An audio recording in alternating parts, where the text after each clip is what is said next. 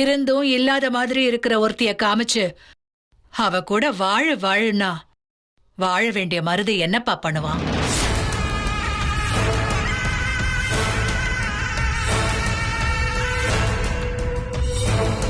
இப்போ ஒரு ஏழ்மையான குடும்பத்துல இருக்கிற பொண்ணுக்கு வாழ்க்கை கொடுக்கணும்னு தானே நான் யோசிக்கிறேன். அதையும் பாத்துரும். என் உசுறு இருக்கிற வரைக்கும் இந்த மருது பையன் களைய தள்ளி வச்சு வேற யாரு கிட்ட தாலி கட்டுற நானும் பாக்குறேன். என்ன முத்தரசு குரல ஒசத்தி பேசுற? எனக்கும் குரல ஒசத்த தெரியும். நானும் அதையே சொல்றேன். என் உயிரே போனாலும் சரி, கார்த்திக் சிம்ரன் கல்யாணத்தை நடத்துறதுக்கு நான் விடவே மாட்டேன். அதையும் மீறி அது நடக்கணும்னா என் பொணத்து மேலதான் அந்த கல்யாணம் நடக்கணும்.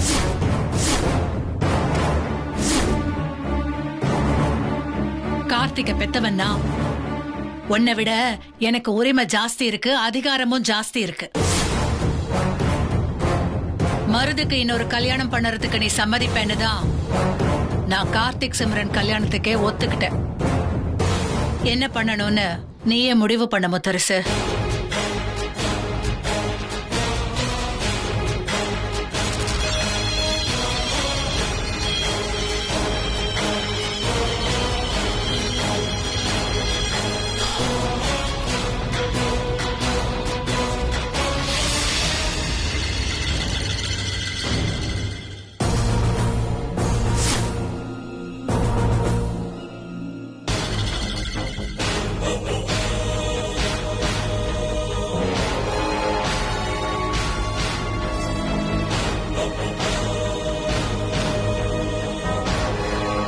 இங்க வா. ஐயா பொடி.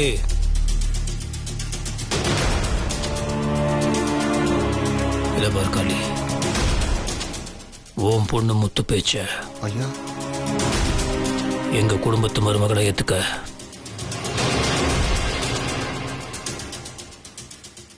எனக்கு சம்மதம்.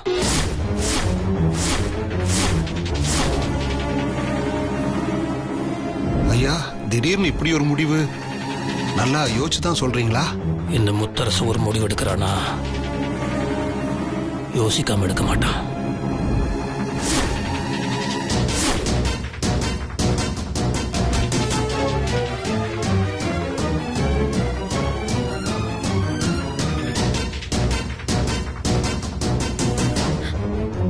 என்ன முத்து மாமா? ஏன் முத்து மாமா? இங்க பாரு முத்து மாமா. நான் ஒரு முடிவு எடுத்துட்டேன்ல,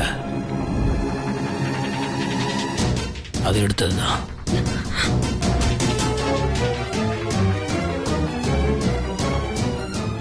எந்த மாற்றமும் கிடையாது.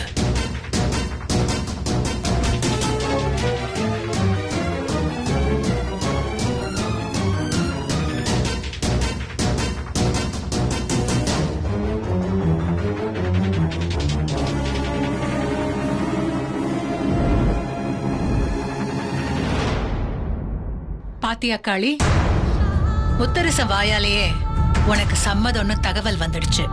ஆமாங்கம்மா. இனிமே என்ன, சந்தோஷமா புறப்படு. அப்புறம் முத்து பேச்சிய வயலுக்கு அங்க இங்கன்னு எந்த வேலைக்கும் அனுப்பாத, வெயில்ல அலையறதுக்கும் விடாத. நல்லா குளிச்சு தலைமுழுகி நல்லா சாப்பிட்டு ரெஸ்ட் எடுத்துக்க சொல்லு. சரிங்கம்மா. மருது.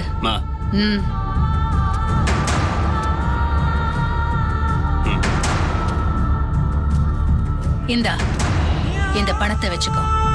அம்மா பரவாயில்லம்மா, வேண்டாம்மா, நான் பாத்துக்கிறேம்மா. சரி, முத்துப்பேச்சி இங்க தானே வரப்போறா, நான் நல்லா கவனிச்சுக்கிறேன். நீ எந்த கவலையும் பட வேண்டாம். சரி, நாங்க வர்றோம்மா. வரம்மா.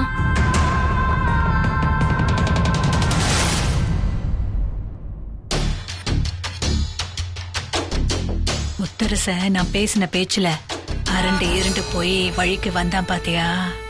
இதே மாதிரி ஸ்வேதா விஷயத்திலையும் அவனை அரட்டி உருட்டி அவளுக்கு கட்டி வைக்கிறனா இல்லையான்னு பாரு.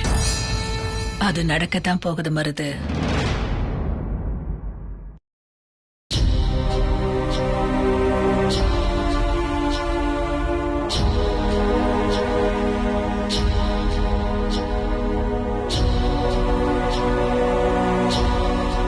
கடைசியில என்னையும் அவங்கள மாதிரியே மாத்திட்டாங்களே. எந்த ஒரு விஷயத்திலையும் உண்மையாவோ நேர்மையாவோ மனசுல பட்டதை வெளிப்படையா பேசுறவன் தானேனா, அதுதானே என்னோட அடையாளம். இன்னைக்கு என்னோட அடையாளத்தையும் தொலைச்சிட்டேன்னு. இதெல்லாம் நான் யாருக்கா பண்ண? கலைக்காத அவன் நம்ம வீட்டு பொண்ணு சித்ரா. என்ன நம்பிதானே அவளை மருது கல்யாணம் பண்ணி வச்சாங்க. மருது கூட சண்டை போட்டு அவளை நான் கட்டி வச்சேன். அப்ப நான் தானே அவளை பாத்துக்கணும். அவளோட வாழ்க்கை கட்டு போடக்கூடாது இல்லையா? ஒரு அண்ணனை நான் என்ன தப்பு பண்ண? என் கடமையை நான் சரியா பண்ணலையா? உனக்கு என்ன பத்தி தெரியும் இல்ல? இன்னைக்கு ஒரு விஷயம் நடக்கணுன்றதுக்காக நான் நடிச்சு போய் பேசி அசிங்கமா இருக்கு எனக்கு. நான் பண்ணது தப்புதான். மன்னிச்சிரு.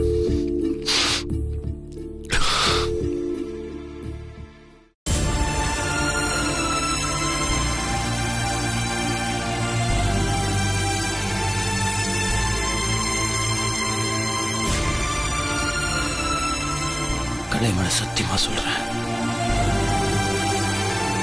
என் உசுறு இருக்கிற வரைக்கும் மருது இன்னொரு பொண்ணு கழுத்து தாலி கட்ட நான் விட மாட்டேன். காளைதான் அவனோட பொண்டாட்டி. இது சத்தியம். இதெல்லாம் நடக்குன்றதுக்காக தான் சித்திக்கிட்ட நாடகம் ஆடினேன். கார்த்தியும் சிம்ரனும் ஒருத்தர் உண்மையா விரும்புறாங்க. அவங்க 2 பேரும் நல்லா இருக்கணும். நான் மட்டும் சித்தி எதிர்த்து பேசியிருந்தேன்னா கண்டிப்பா அவங்க 2 பேரோட கல்யாணத்தை சித்தி நிறுத்திடும். அப்படி ஆகக்கூடாது. எனக்கு வர வழி தெரியல, அதனால தான் போய் சொன்னேன். சித்ரா, எனக்கு என்ன பண்றது தெரியல. சித்ரா, கார்த்திக்கும் சிம்ரனுக்கும் கல்யாணம் நடக்கணும். அதே சமயத்துல மருதோட மனசு மாறணும். கலையோட சேர்ந்து வாழணும்.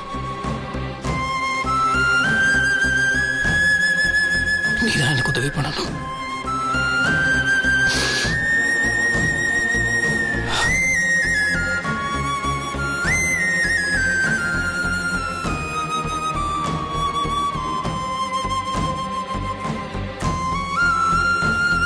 என்ன முத்து மாமா, நீயே இப்படி வந்து கலங்கி போற?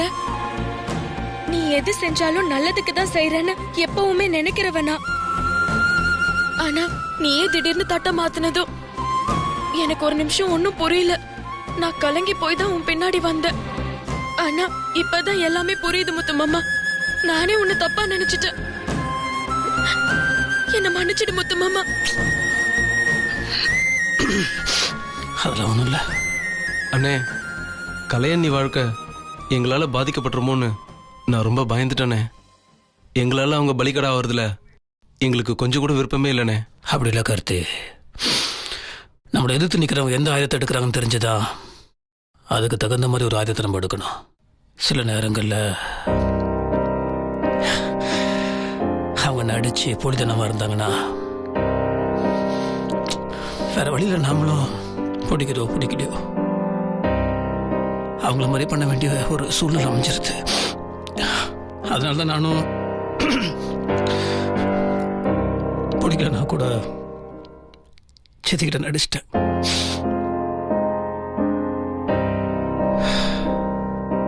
முதல்ல கார்த்திக்குக்கும் சிம்ரனுக்கும் கல்யாணம் நடக்கணும். நடத்திடுவோம்.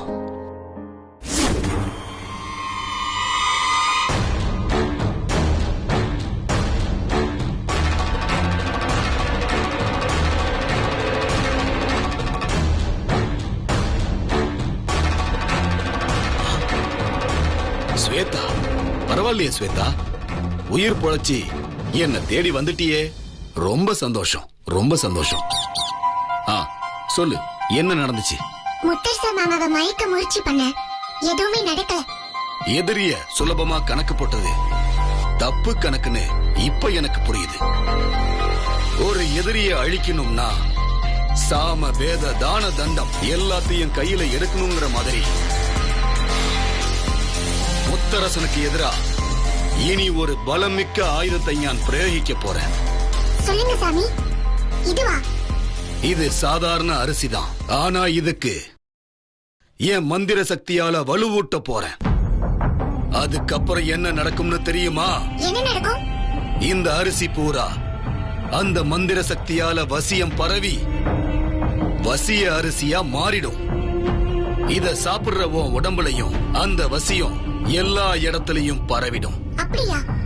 ஆளுங்க யாரும் பக்கத்துல இல்லாம முத்தரசன் தனியா இருக்கும்போது நீ பக்கத்துல போய் ஆயால சமயம் பார்த்து கொத்திடு.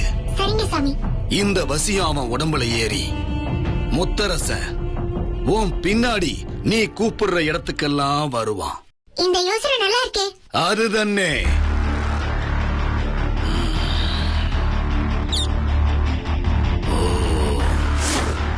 ஓம் ஸ்ரீ வஷி சர்வ மோகினி வசியமாகவே ஸ்வாஹா. ஓம் கேம் காம் பட் பிரணாக்ர ஹாசி ஹாசி பிராணக்ர ஹாசி ஹூம் பட் சர்வ சத்ரு சம்ஹரணாய சரப ஷாலுவாய பக்ஷி ராஜாய ஹூம் பட் சம்ஹரணாய சரப ஸ்வாஹா.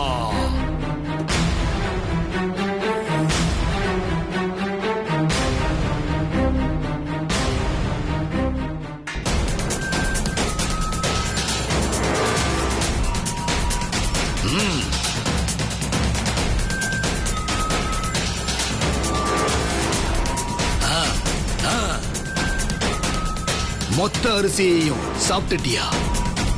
இப்போ நின்ற உடம்புல அந்த வசிய சக்தி நிரம்பி இருக்கு. ஓ முத்தரசனை கொத்து. அப்புறம் நீ நினைச்சது நடக்கும். கொத்துவேன். முத்தரசன் மாமாவை கூட்டிட்டு வருவேன். கூடிய சீக்கிரமே கூட்டிட்டு வருவேன். கூட்டிட்டு வா. சரிங்க சாமி. கூட்டிட்டு வா அந்த முத்தரசனை. கூட்டிட்டு வா அந்த முத்தரசனை. ஞான் பழி தீக்கணும். பழி தீத்தே ஆகணும். உடம்பு பூரா வசிய மருந்து இருக்கு. மாமாவை கொத்தணும்னு சொன்னாரு. ஆனா தனியாவே மாமா வர மாட்டேங்கிறாரே. வீட்டுக்குள்ளேயே இருக்காரு. எங்கேயும் போக மாட்டேங்கிறாரு. அப்பா மாமா வராரு. கொத்துறேன் கொத்துறேன். கொத்தி கூட்டிட்டு போறேன். முத்துமாமா முத்துமாமா. எங்க முத்தரச மாமா போனாலும் வால் புடிச்சிட்டு இவ்வளவு வந்துடுறா. முத்துமாமா. பொறுமை பொறுமை, பதட்டப்படாத. நான் காளி வீட்டு வரைக்கும் போயிட்டு பேசிட்டு வந்துடுறேன்.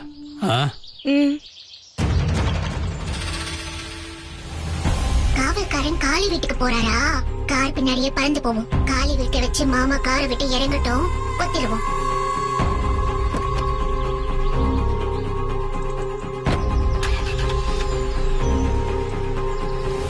உள்ள போ.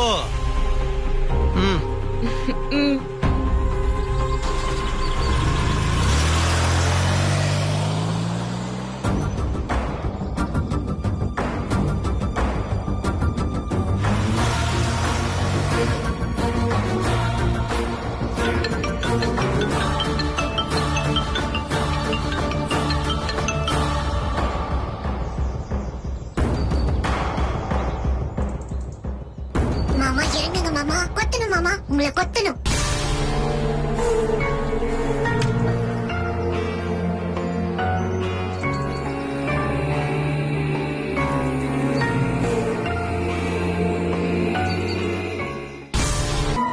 மாமாவை தனியா கொத்தணும்னு பார்த்தா எப்ப பார்த்தாலும் ஒரு ஆள் இருக்காங்க.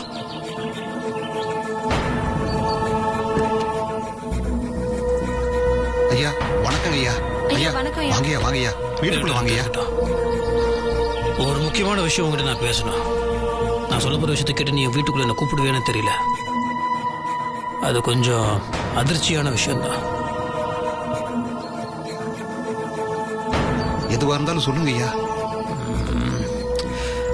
உங்ககிட்ட தாமிரத்தட்டை கொடுத்து முத்து பேச்சை எங்க குடும்பத்து மருமகளை ஏத்துக்கிறேன்னு சொன்னல, அதை நான் மனசார சொல்லல. அது ஒரு நாடகம்.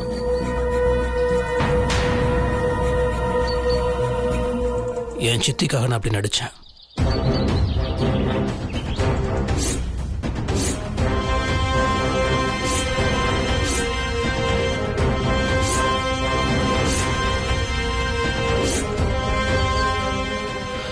மருதும் கலையும் ஒன்னா சேர்ந்து வாழணும், அதுதான் என்னோட ஆசை. கலை ரொம்ப நல்ல பொண்ணு. அவளுக்கு ஆக்சிடென்ட் ஆனனால அப்படியே ஆயிட்டா. அவளுக்காக அப்படியே அவளை தூக்கி போட்டுற முடியுமா, இல்லை ஒதுக்கிட முடியுமா? கார்த்திக் ரொம்ப நல்ல பையன், கலையும் ரொம்ப நல்ல பொண்ணு.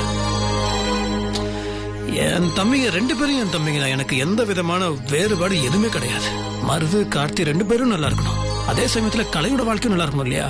மருதுக்கு இன்னொரு கல்யாணம் பண்ணி வச்சு நானே கலையோட வாழ்க்கையை கெடுக்க முடியுமா? நீயும் பொண்ணு பெத்தவன் தானே, யோசிச்சு பாரு. என் வீட்டு பொண்ணோட வாழ்க்கை நல்லா இருக்கணுன்றதுக்காக உன் பொண்ணோட வாழ்க்கையில நான் விளையாட மாட்டேன். நான் என்ன சொன்னேன்? முத்து பேச்சை எங்க குடும்பத்து மருமகளை எதுக்கு சம்மதம்னு சொன்னேன். கண்டிப்பா எங்க குடும்பத்திலேயே ஒரு நல்ல பையனா பார்த்து முத்து பேச்சுக்கு நான் கல்யாணம் பண்ணி வைக்கிறேன். சரிங்கய்யா. ஆனா இப்படிலாம் நம்ம இப்போ பேசிட்டு இருந்த எந்த ஒரு விஷயமுமே என் சித்திக்கு தெரியக்கூடாது, அது ரகசியமா இருக்கணும். ஐயா, எனக்கு கூட நீங்க தட்டெடுத்து கொடுத்தப்போ முத்தரசு ஐயா நியாயம் தவறி நடக்கிறாருன்னு என் மனசுக்குள்ள ஒரு பயம் இருந்துச்சு. இப்பதாயா என் மனசுக்கு நிம்மதியா இருக்கு. கண்டிப்பா நான் உதவி செய்யறையா. இதை விட நான் என்னையா செய்ய முடியும்? ஐயோ, மாமா இவ்வளவு தூரம் அத்தையையும் மருதையும் ஏமாத்திருக்காரே. அவங்களும் ஏமாந்து திருக்குத்தனமா நினைச்சிட்டு இருந்திருக்காங்க. விட்டா என்ன சுட்டாலேயே எதிரி சிம்ரன் அவளை வீட்டுக்குள்ள கொண்டு வந்துருவாரு போல இருக்கே. முடியாது, இத நான் நடக்க விட மாட்டேன். வீட்டுக்குள்ள இருக்கிற அந்த சிம்ரன், கலை, வெண்ணிலா 3 பேரையும் விரட்டணும், வீட்டை விட்டே விரட்டணும். இதெல்லாம் நடக்கணும்னா இப்ப மாமாவை உடனே நான் கொத்தணும்.